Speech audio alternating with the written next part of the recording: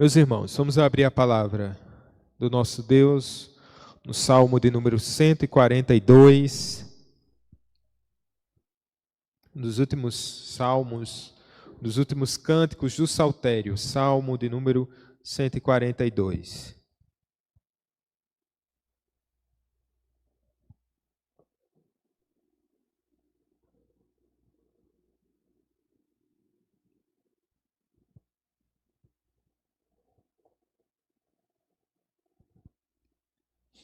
Assim diz a palavra do Senhor. Ao Senhor ergo a minha voz e clamo. Com a minha voz suplico ao Senhor. Derramo perante Ele a minha queixa. A sua presença exponho a minha tribulação. Quando dentro de mim me esmorece o espírito, conheces a minha vereda. No caminho em que ando me oculta uma armadilha. Olha à minha direita e vê, pois não há quem me reconheça. Nenhum lugar de refúgio, ninguém que por mim se interesse.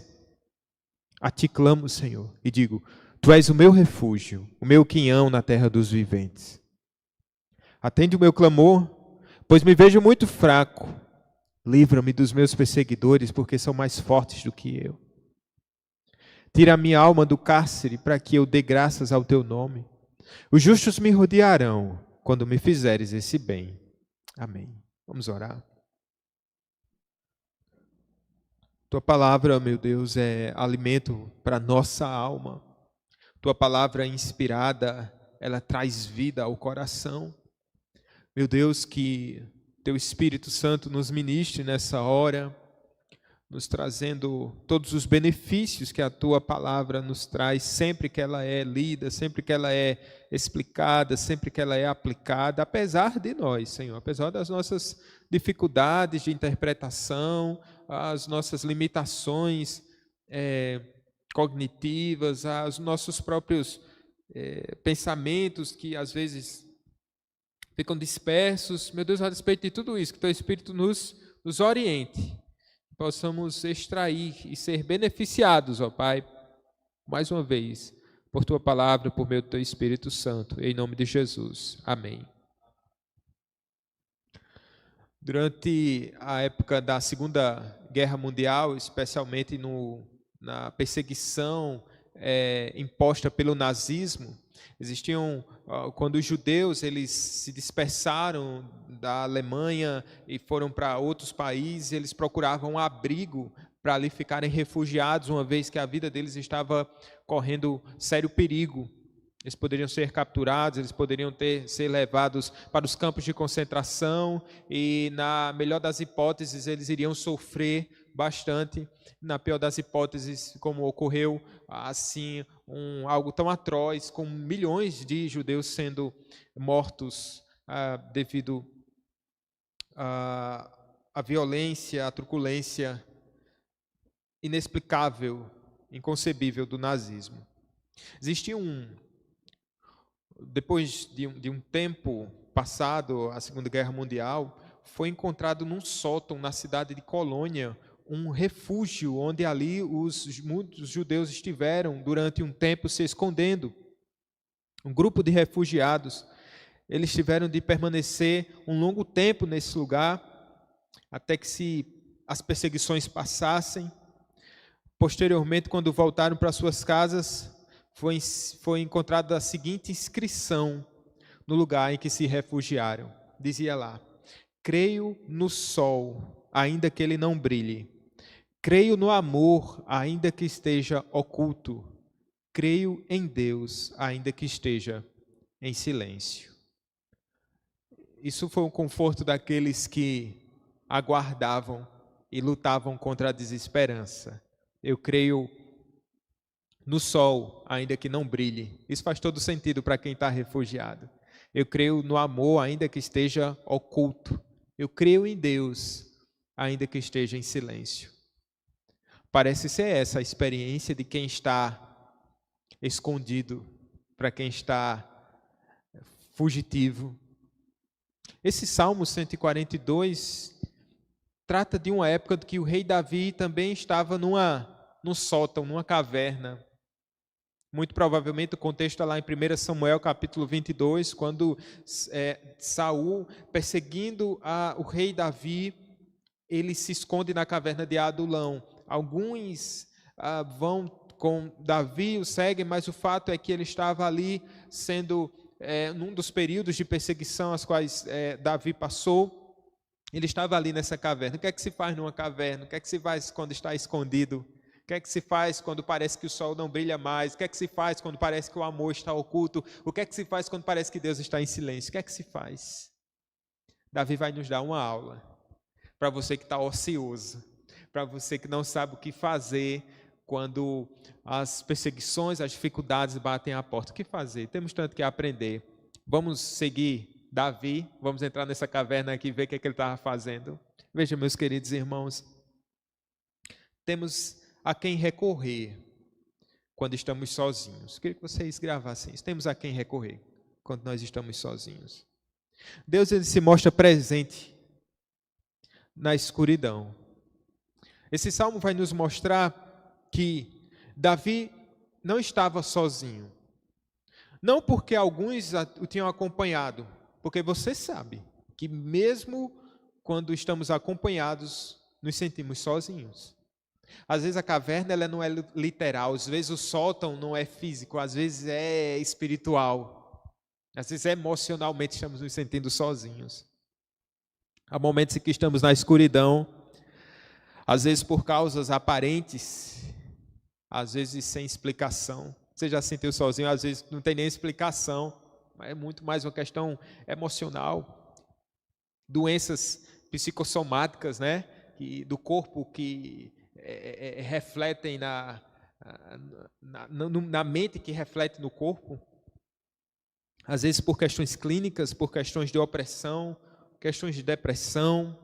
O fato é que quem nunca entrou numa caverna como Davi, ele nos intimida, nos amedronta, nos entristece, nos assusta e parece que não vai passar muitas vezes. Mas ali, Deus, apesar desse momento difícil na vida de Davi, é como se Deus estivesse guardando Davi. Onde a sua providência o guardou, a sua graça o acompanhou. Pela providência de Deus, Davi estava escondido, mas Davi estava sendo guardado naquele momento de clausura. Deus havia preparado um lugar para Davi. Será que nós olhamos assim também os momentos de silêncio da nossa alma, um momento de solidão, um momento em que às vezes Deus prepara para a gente?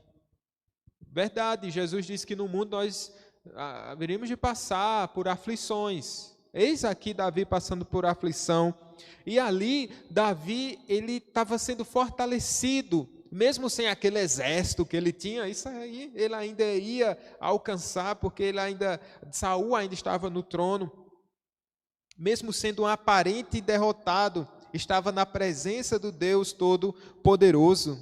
Sabe, irmãos, Deus está presente na escuridão.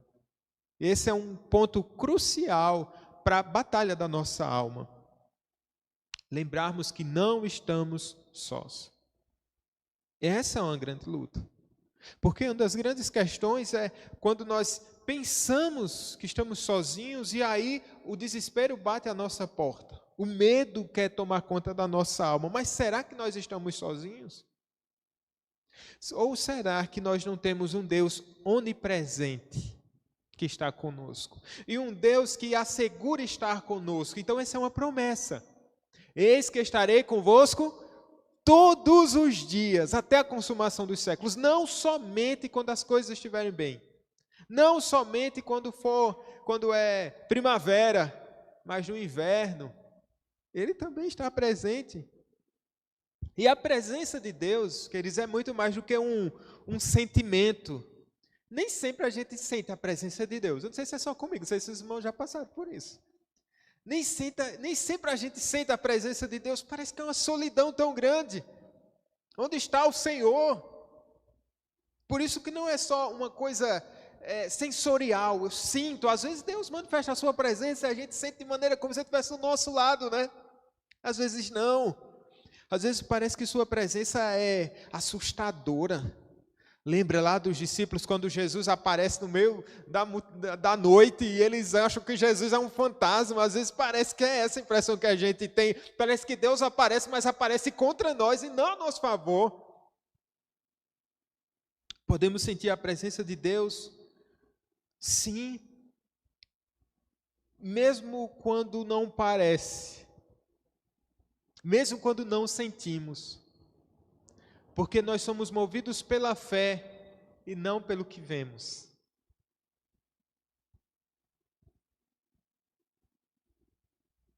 Quando não sentimos, às vezes o céu também está escuro, uma noite sem lua, mas eu creio no sol, ainda que ele não brilhe.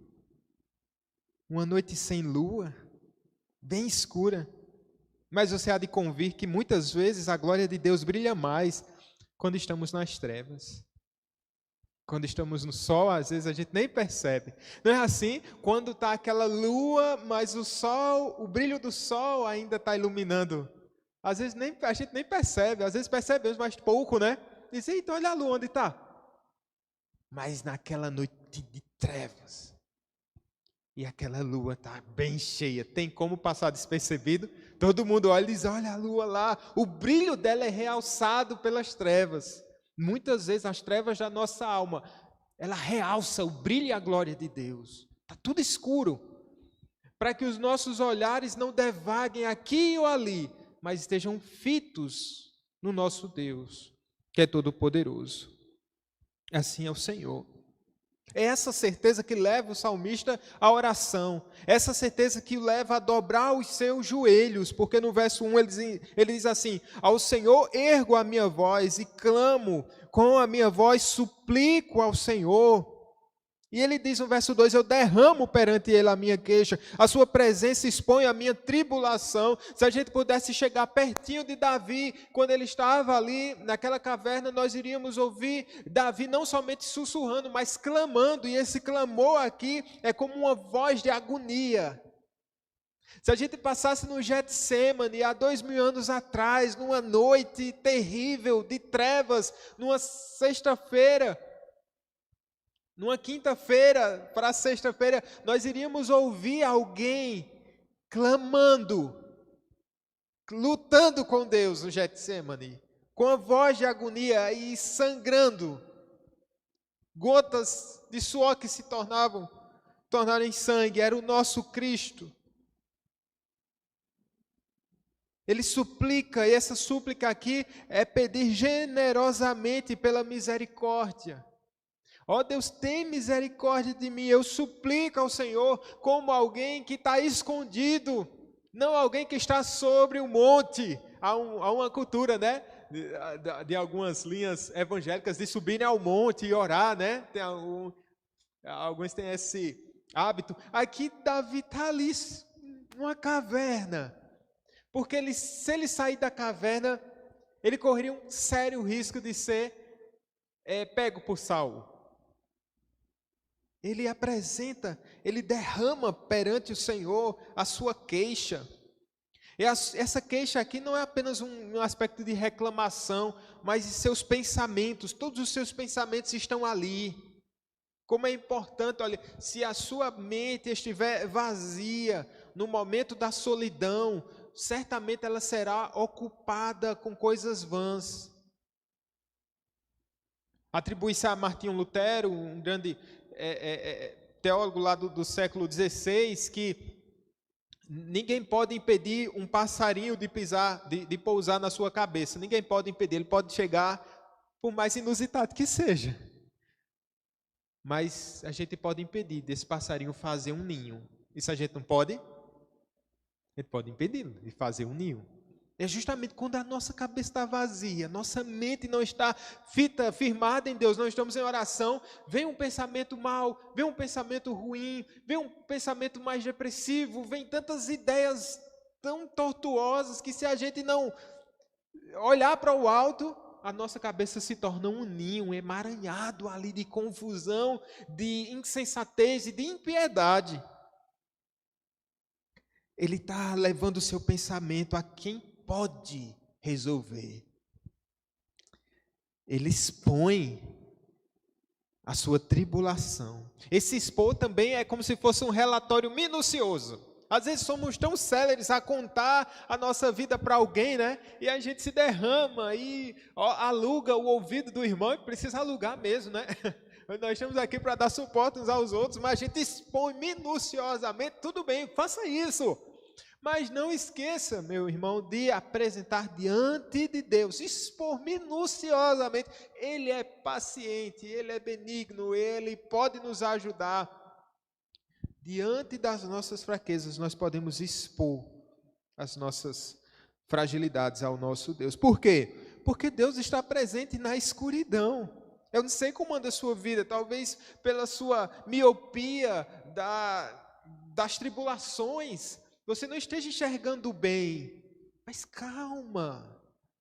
C.S. Lewis diz assim: com seus olhos cheios de lágrimas, você não consegue enxergar direito. Com os olhos cheios de lágrimas, a gente não consegue olhar com nitidez as coisas. Mas calma, meu irmão, Deus está presente.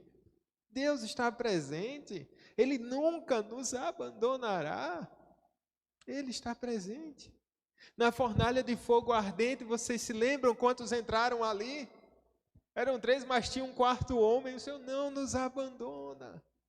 Ele entra na cova dos leões e amarra a boca dos leões. Ele está conosco em toda e qualquer situação. Que a sua oração seja: Senhor, deixe-me te ver pela fé. Mesmo na noite mais escura, Senhor, que eu não sucumba diante do que os meus olhos veem, porque os meus olhos não precisam ver, mas meu coração crê totalmente que o Senhor está presente. Deixa eu lhe dizer uma coisa. Deus, ele não somente está na escuridão, mas ele enxerga na escuridão. Ele vai dizer no verso 3, o salmista: quando dentro de mim me esmorece o espírito, conheces a minha vereda. No caminho em que ando, me ocultam a armadilha. Olha à minha direita e vê, pois não há quem me reconheça, nenhum lugar de refúgio, ninguém que por mim se interesse. Meus irmãos, o Senhor nos olha e nos olha de maneira muito especial.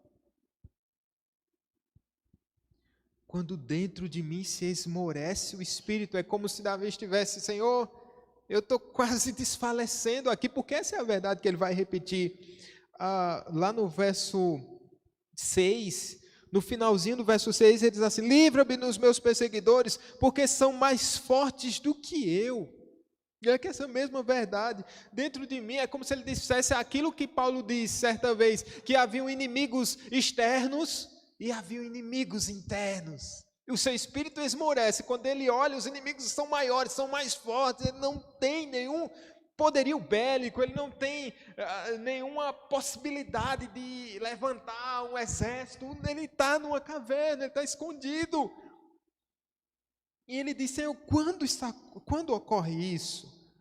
Quando dentro de mim me esmorece o espírito, o Senhor conhece os meus caminhos.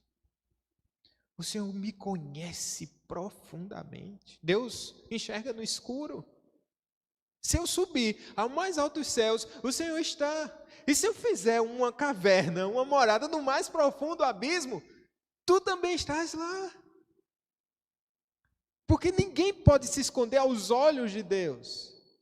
E os olhos do Senhor procuram os justos, procuram pelos seus, de modo que nós estamos diante dos seus olhos, mesmo quando estamos ocultos ao pastor, aos irmãos, esquecido do mundo, esquecido de todos.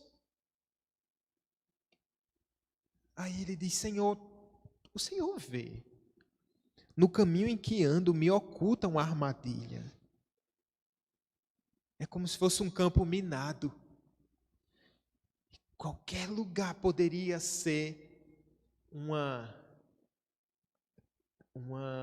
armadilha para Davi. Qualquer passo em falso, mal calculado, mal programado, poderia colocá-lo nas mãos do inimigo. Mas como é que ele poderia saber? Ele não tinha nenhum serviço de inteligência. Mas tinha um Deus que tem uma visão extraordinária. Uma visão de raio-x. No caminho em que ando, me ocultam armadilhas. Talvez ele estivesse brechando assim pela caverna, alguma fenda, olhando, Senhor, o Senhor sabe, tem alguma armadilha para mim? Eu não sei, mas o Senhor conhece. Senhor, por acaso o Senhor não é aquele que me viu quando eu estava sendo tecido ainda dentro do ventre da minha mãe? O Senhor não é aquele que vê o mundo invisível? É o Senhor que vê os meus inimigos e sabes bem onde estão armadas essas arapucas. Ele diz assim, olha Senhor, no verso 4, olha à minha direita e vê. E aí ele vê a sua situação como se ele estivesse invisível de fato, pois não há quem me reconheça. Não tem nenhum lugar de refúgio, ninguém que por mim se interesse, mas ora, ele está dizendo assim, não há nenhum lugar de refúgio fora de ti, porque eu estou refugiado em ti. Que certeza nós precisamos ter, fora de ti, Senhor, não há refúgio. Talvez não tenha nenhum lugar onde você põe o pé, possa colocar a ponta dos seus pés, mas me lembro daquela história antiga de alguém que estava passando por uma tribulação, e quando pensando que estava sozinho, e quando ele olha para a areia da praia, ele vê só 2 pegadas, né, de uma pessoa só. Diz assim, eu estou sozinho. Ó Deus, está vendo aqui essas marcas? É a prova cabal de que eu estava andando sozinho. É claro que isso é só uma história ilustrativa, mas Deus dizia, não, filho, eu que te peguei no colo. Essas pegadas não são suas, são minhas. É o Senhor que nos carrega. É o Senhor que nos sustenta. Ninguém por mim se interessa, e esse interesse aqui é buscar cuidadosamente, alguém que tem um interesse real por nós. Às vezes parece que ninguém está interessado pela nossa causa, às vezes pelo fato delas nem compreenderem, por mais que estejam perto, por mais que tentem, não conseguem nos ajudar. Tem certas situações que a gente se vê dessa forma, mas Deus nos olha de maneira especial, porque os seus olhos estão sobre os justos, de maneira muito especial. Deus, ele está na escuridão, e Deus vê muito bem. Ele anda nas trevas como se fosse o sol do meio-dia, porque ele é a própria luz. E quando ele é a própria luz, ele dissipa a escuridão. Olha o que diz o verso 5. A ti clamo, Senhor, e digo, tu és o meu refúgio, o meu quinhão, na terra dos viventes. Aqui Davi revela força mesmo estando fraco. Ele continua clamando. E ele fala para o Senhor, eu sei quem tu és. E tu és a minha herança na terra dos viventes. Sim, meus irmãos, nós temos uma certeza de que estaremos com o Senhor para todo sempre. De que o Senhor há de nos livrar e nos transportar em segurança para o seu reino. É uma esperança escatológica das coisas futuras, é aquele que diz assim, tudo vai terminar bem. Mas calma, irmãos, não façamos um hiato, parece que isso é um refúgio para nós, de certa forma. Quando nós olhamos para o futuro, Deus está lá, Ele vai me livrar. Mas calma, Davi está dizendo, no seu contexto, na sua realidade, dizendo assim, o Senhor é a minha herança na terra dos viventes. É como se ele assegurasse que eu sei, Senhor, que o Senhor vai me tirar dessa caverna. Eu sei que o sol não está brilhando, Senhor, mas um dia vai brilhar. Eu sei que esse sol um dia vai voltar a brilhar. O amor está oculto, mas ele está presente. O Senhor talvez esteja com sua face escondida, mas o Senhor há de mostrar a sua glória. Eu vou sair dessa caverna. Ajuda-me, Senhor. Deus tem poder para isso, mesmo na nossa fraqueza. Aqui Davi revela a força, mesmo estando fraco. Eu me lembro das palavras de Paulo, que ele diz assim, porque quando sou fraco, então é que sou É que sou forte, ferido, combalido, mas sabendo de que o poder de Deus, ele é aperfeiçoado. E quando somos fracos, então é que somos fortes. Deus pode nos fortalecer no momento que nós estamos atravessando hoje. Na situação, na dificuldade, na adversidade. Mas por que Davi quer se ver livre da escuridão? Por que ele quer sair dessa caverna de Adulão? Se eu perguntasse a você que está passando por uma tribulação, por uma dificuldade, e lhe dissesse assim, por que você quer passar desse momento? Você poderia dizer, é porque é muito ruim para mim. Está me impedindo, a minha saúde está ruim, eu não estou conseguindo trabalhar direito. A ansiedade muito grande, eu não consigo dormir direito. A minha finança está apertada, eu não consigo pagar as contas. Muito provavelmente seria voltado para as suas necessidades, para o eu, né? Olha o que Davi vai dizer aqui. Ele quer dar graças a Deus. E ele deseja que outros justos também glorifiquem a Deus. Olha o que diz o verso 7. Tira a minha alma do cárcere. É uma súplica, né? Para que eu dê graças ao teu nome. Os justos me rodearão quando me fizeres esse bem. Tira a minha alma do cárcere, Senhor, para que eu possa te glorificar. É para a tua glória. Para que eu dê graças ao teu nome, para que eu exalte, para que eu engrandeça o teu nome. Sim, você glorifica o nome do Senhor quando está passando a tribulação, mas você tem que ter um entendimento, dizendo, Senhor, se isso concorre para a tua glória, se isso é para o teu louvor, eu tenho também essa convicção de que passando dessa situação, também isso glorificará o teu nome. É para a tua glória, não para a minha exaltação, não para a minha amnésia. Não acontece isso, às vezes o irmão passou, está firme, está em oração, está buscando a Deus, faz até um culto em ações de graças, quando diz assim, recebeu a bênção, né? Deu um culto em ações de graças, ofereceu um momento de adoração, mas depois arrefeceu, esqueceu, né? Aqui Davi está dizendo, eu quero te dar graças, Senhor, quando eu ver o sol brilhar novamente. E ele pensa nos outros, ó.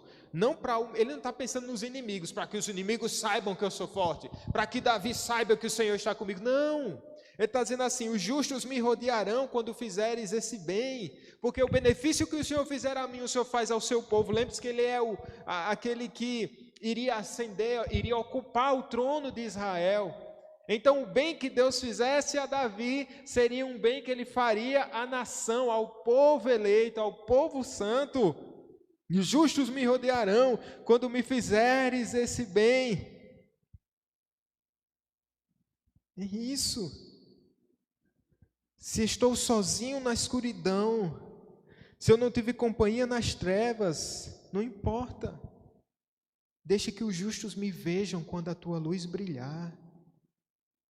Eles virão até mim, e nós te glorificaremos. E Davi foi resgatado da caverna, foi elevado a rei de Israel.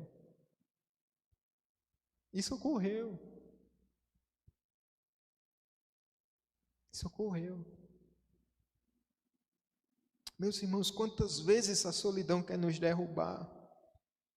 Ou ficamos assombrados com os inimigos reais ou imaginários?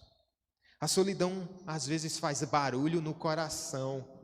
Será que é um fantasma? Aqui Davi não está usando a oração como uma espécie de terapia ocupacional, mas é um clamor. Aproveite esse período de escuridão para olhar para o céu. Às vezes a gente enxerga até demais na escuridão. A gente às vezes enxerga coisa que nem existe. Isso aumenta o medo. Olhe para Cristo e Ele dissipará todos os seus temores. Olhe para Ele. Certo escritor, já citei nessa noite, ele diz assim: há um céu aberto dentro de um quarto fechado quando começa a orar. Há um céu aberto dentro de um quarto fechado quando eu começo a orar. Pode ser uma clausura, pode ser a maior dificuldade, mas há um céu aberto. Às vezes Deus nos enclausura para isso, para que vejamos, lembremos que nunca haverá obstáculo nas nossas orações, se elas forem feitas segundo a vontade de Deus, na mediação de Jesus Cristo. Veja, mas esse salmo, é claro que ele nos lembra de alguém que passou a maior tribulação que jamais um ser humano haverá de passar. Esse salmo nos lembra do nosso Cristo Jesus. Não foi ele que passou a maior de todas as aflições? Não foi ele que suou sangue no Getsêmani? Não foi ele que se viu abandonado pelos seus próprios, quando foi pego e entregue nas mãos dos seus algozes? Não foi o próprio Deus, por assim dizer, que virou as costas para o Senhor Jesus Cristo, e ele se viu, o sol não brilha mais, Deus esconder a sua face, parece que o amor se ocultou, e Cristo tomou sobre si esse momento de solidão e de angústia. Ele explica a sua causa ao Pai, mas ele momentaneamente é abandonado. Ele poderia dizer, como jamais iremos, todos me abandonaram. Ele poderia dizer, como jamais nenhum de nós assim falaremos, eu sou como um verme, não um homem, como ele diz no Salmo 2. Mas mesmo assim, ele sofre essa aflição. E por que ele resistiu até o fim? Porque ele tinha a esperança de que Deus tiraria a sua alma do cárcere, para que ele desse graças e seu nome fosse glorificado, o seu nome estivesse acima de todo nome, e que os justos o rodeassem e o glorificassem. O sol brilhou ao terceiro dia. As densas trevas, as nuvens que fechavam os céus, elas tiveram que se abrir diante do esplendor da glória do Pai. O sol se abre. O amor de novo aparece de maneira triunfante. Esse é o nosso Deus. Por isso eu creio em Deus, ainda que Ele esteja em silêncio. Se Ele silenciar, lembremos do túmulo vazio. Se Deus ficar em silêncio, volte os seus olhos para a palavra e se lembre de que Ele prometeu estar conosco todos os dias. Esse é o nosso Deus. O seu brilho é muito maior do que o do sol. Ele que nos ilumina, Ele que rompe as densas trevas. Ele é o nosso Rei, Ele que está sentado no trono. Vamos orar, meus irmãos, nessa hora.